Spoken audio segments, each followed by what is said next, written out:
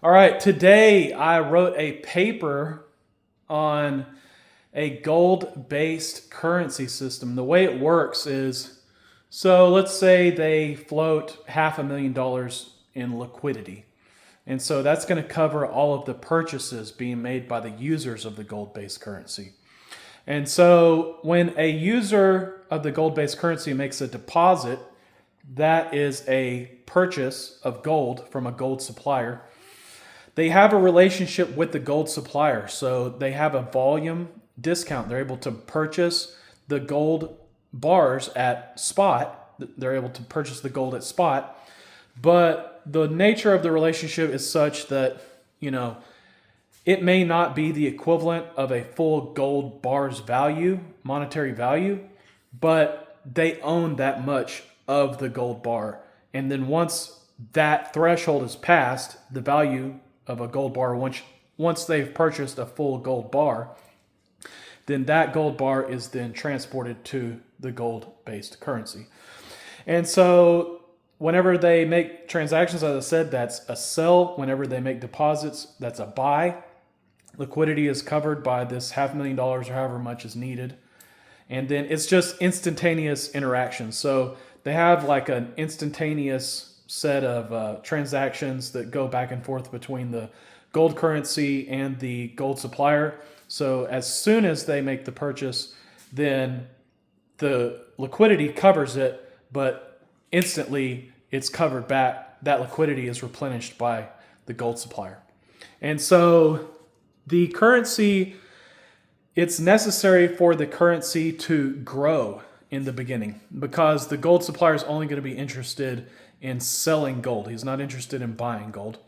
And so once that growth stabilizes, the currency owner needs to have established gold sales. In other words, it could be jewelry, it could be minting coins, whatever it is. He needs to have a strong business established by then. And he's got so many gold reserves on hand that by then he should already be pretty deeply entrenched in the business of selling gold and, replenishing back the gold, once it's sold. His currency users' gold is then replenished back. But, it's essentially being loaned, It's different than a bank. The money's not being loaned out to people, not being loaned out to businesses.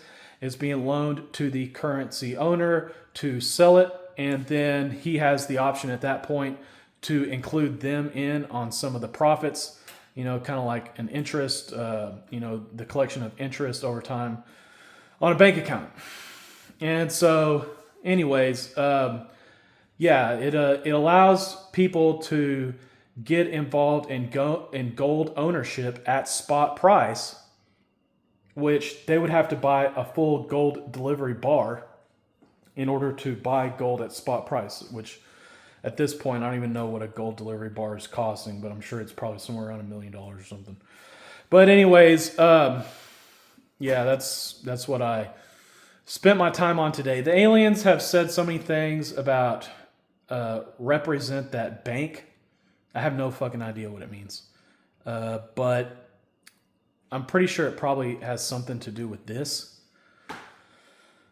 In the very beginning, they sent me to a bank that hadn't been there in 15 years. They gave me the address and the name of the bank, and I found it somewhere on the internet. I didn't find it listed in anywhere, but I found it somewhere, listed from a post from years ago.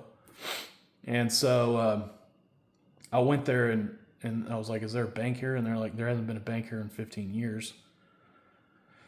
And then the woman looked down and saw a book I was holding in my hand because they sent me to go get money. So I thought I was going to have to show them this book. And when she saw that book in my hand, the Lamb's testimony, she was like terrified and just walked away.